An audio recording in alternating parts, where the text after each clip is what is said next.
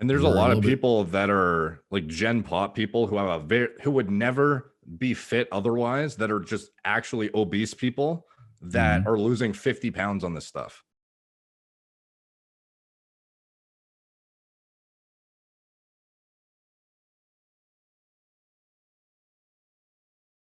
What is the GLP-1, Steve? And what's the experiment? First, we should preface it. There's this article on BBC that went, I guess, viral for like a written article, and everyone was sending it to me, being like, "Look at this new weight loss thing. Oh, it's the next, the next big Yeah. thing in obesity treatment." People were losing. The average was like 33 pounds of weight loss in the trial. Granted, it was over like a 15-month span of time, I think, but compared to placebo with the same diet and lifestyle advice, it was like 2 to 4 pounds lost in placebo with diet and lifestyle advice versus 30 plus pounds in the same diet and lifestyle advice of the semaglutide, which the only thing it did different was allow these people to stick to a diet model that was lower calorie and actually, be able to adhere to that deficit without having their willpower, fall apart and then just like binge eat or something.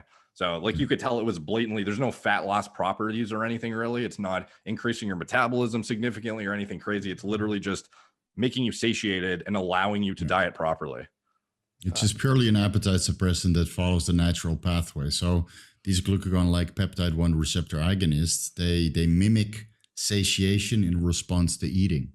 So normally when you eat, you would release glucagon-like peptide 1 and gastric inhibitory polypeptide, which will then slow gastric emptying, modulate your stomach acidity levels, and promote a little bit of insulin secretion downstream, and amylin secretion, which then further blunts appetite. So that's the normal response to eating. So a lot of people that are obese or overeating, they probably don't get a similar response as people who are chronically undereating. Like some people are chronically full, right? I don't have so much appetite. Maybe they have a different hormone balance compared to the people that are obese and they never feel satiated. So by stimulating this natural pathway with semaglutide, liraglutide, dulaglutide, and a couple other medications, they just feel more satiated, and now they don't overeat anymore. So they feel more satiated with a smaller meal. And that's why I started taking it a couple months ago when I diet or do my fasts, because here it's quite popular in Thailand amongst the models and the people who don't understand so much about exercise and cardio and other fat loss pharmacology. So they just kill their appetite and they eat 2 meals per day, intermittent fasting, and they lose a lot of weight.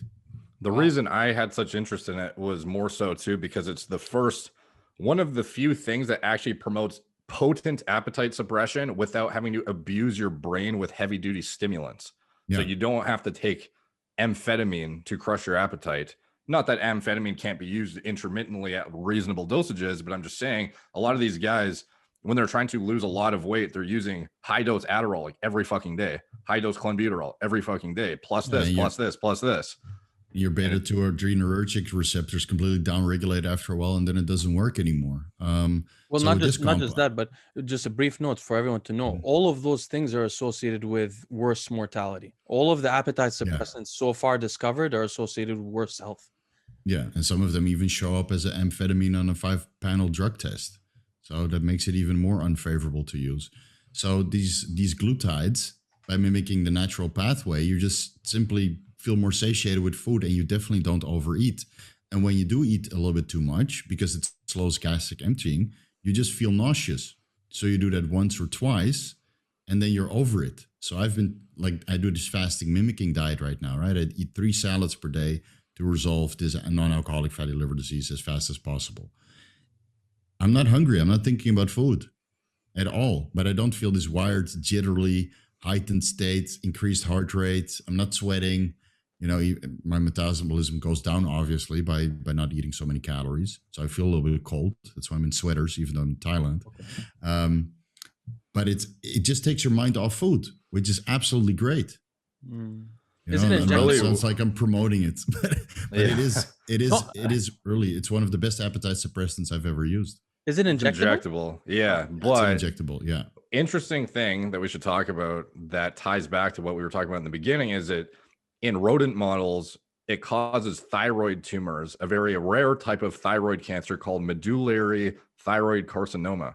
and it's unknown if it causes this in humans, but it's like a, what is it called? The black box warning or whatever. That is the very, the worst case scenario, like it may cause this. So I just thought it was interesting how this thing is promoting something similar to what we were talking about at the beginning. But as far as the preparation, yeah, they're all injectable except for semaglutide, which seems to be the most efficacious, at least when you compare reductions in hemoglobin A1C and weight reduction. It's the most potent.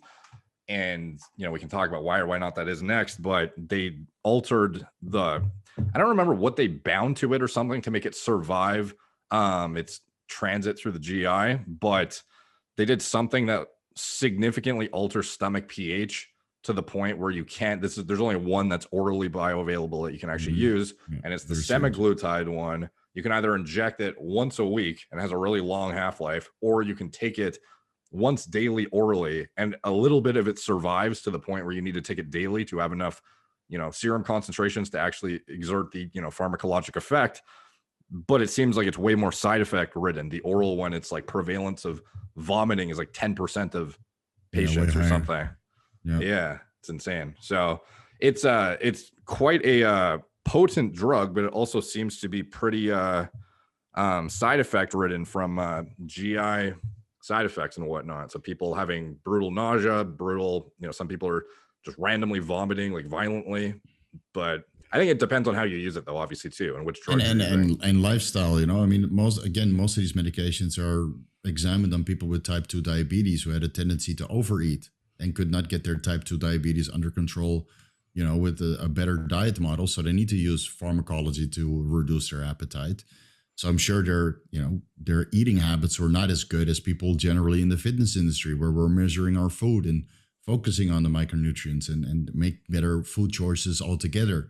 Just when you're on a diet, your caloric intake is so low that you just get this lingering hunger feeling that you can't even suppress with, traditional appetite suppressants that are stimulatory. So I feel in our cases, when we're a little bit more health conscious and focus on our diet, it's highly beneficial at the lowest effective dose. Like increasing the dose will just make you nauseous and maybe result in hypoglycemia because it does promote a little bit of insulin secretion. And now you're combining, let's say, a liraglutide or a dulaglutide with trenbolone or other compounds which are known to reduce your blood sugar levels. Now you get this overlapping effect, and that's something you definitely don't want. My concern was only that it may, I assume in a fast, it would really not be helpful because it would cause insulin secretion and sort of signal to the body sort of that you're eating when you're not eating. You know what I mean? So it would go against the nutrient sensing pathways. But listen, say I wanted to lose these cheeks. What would you recommend that I do? No, I'm not joking. Like, what if I wanted to do a trial with these? Which chemical would you recommend I try first? And how do people source these things? And so in a vague sense. So here it's available in the pharmacies because liraglutide, semaglutide, and dulaglutide are FDA approved, so it's locally available. The injectable versions, we don't have exenatide or the oral semaglutide. Those are not available here, but I can get the 3 main injectable versions. I can still recommend it while fasting because it enhances insulin secretion in response to food. So if you're not eating any carbohydrates, and you get a little bit of gluconeogenesis from the glycerol backbone and the amino acids and whatever you get through apoptosis, autophagy. I didn't notice a reduction in blood sugar levels while running this while I was fasting. Okay. So that makes it ideal. Now, when you're in a caloric deficit while cutting and you're combining it with other compounds like trenbolone or IGF-1 or whatever lowers blood sugar levels, then that effect is enhanced. So some of my clients did notice a hypoglycemia in those cases, when you're doing a little bit more cardio. So you're eating more, but you notice more hypoglycemia. So in your case, a low dose of, I would prefer a short acting one, the liraglutide, over semaglutide or dulaglutide because they have a 1-week half-life. I have a video about this. You can. You have a video on it? You don't need to take notes. Check it out. Give me those views. No, I want to experiment with it because I've never tried these. This is very interesting. So from what I've seen, as far as choosing, and this is like what I've been looking at pretty extensively recently, or at least, trying to research as much as I can since I saw that first article come out, so it seems like liraglutide is one of the original ones, and it's still probably one of the best options. And its pharmacokinetic profile is such that it's, if you can see if you tolerate it well, and if you don't, you get it out of your system very quickly. So it seems like the most optimal thing for somebody who is, obviously conscious of side effects, especially when it comes to things that can cause you to violently vomit potentially. You don't want to be using a 1 week half-life drug like semaglutide off the bat. Yeah. So for me, what I saw though is Novo Nordisk, they were comparing their own Victoza against Ozempic, is the actual like brand name or whatever, of the liraglutide versus semaglutide. And in the trials, semaglutide again outperforms the liraglutide in hemoglobin A1C metrics, weight loss metrics, appetite suppression metrics. Everything looks better. However, it has a 1 week half-life. And, so ultimately, I think it comes down to your risk, I guess, in terms of side effect profile. So like for me, what I would want to do, and, what I'm highly considering when it's time to lose a bunch of weight, is potentially liraglutide off the bat, because I don't want to have a 1 week half-life thing in my system that I have no idea how I'd respond to. If I respond well enough to the Victoza stuff, pending I can get like a prescription and whatnot, blah, blah, blah, then I would switch from that to the Ozempic one potentially, because it seems to be the most efficacious. And I don't know if I'd want to, like, I don't mind pinning stuff daily, but it's like another thing I have to worry about too. So I don't know. But with then the insulin syringe. So for me, it's really not a big deal. But then that calls into question, do you want something active for a week in your system that is basically working by causing insulin to spike too, which is like obviously a not good thing for anti-aging properties and whatnot, and having a bolus amount at once that lasts for a week? Like, I don't know, it seems like even though Victoza is like a more primitive version, just the half-life in itself makes it a more favorable choice for the majority of individuals. And I think that's what Steve's preferences as well. So that's probably what I would start with personally, and just like assess my tolerance and whatnot. Is it like a daily injection? Yeah. Yeah, the liraglutide is daily, and then dulaglutide and semaglutide, those have a longer active or half-life of 4.5 days to a week. So that's one injection per week. The problem is I experimented with dulaglutide first because it's a lot cheaper method to go with, when you calculate it on a week-to-week basis. And then at the lowest effective dose or an increment higher, you get nauseous the first 2 days, so you really don't feel like eating. And then the last 2 days, 3 days, until you're ready for another injection, this appetite just increases. So for us, we need to eat 5-6 meals per day, right? Assuming we're trying to stay on top of our protein and nutrient intake. We need to eat, otherwise we go catabolic after a certain point. So if you're not able to eat and you get nauseous and you don't feel like eating, you're missing meals. Now you're slowly impairing your metabolic rate. You don't get the nutrients to recover from the workout. So I noticed that with the dulaglutide, I felt nauseous for 2 or 3 days, and then I felt increasingly hungry, and then I would overeat in the weekend. Whereas so I didn't feel like trying the semaglutide because it's considerably more expensive. On the day, sorry, go ahead. No, go ahead. Leo, on the days you use it's dextroamphetamine, correct? Yes. Do you have a potent appetite suppression effect that allows you to like extend your intermittent fasting longer the days you use it, or not really? It depends on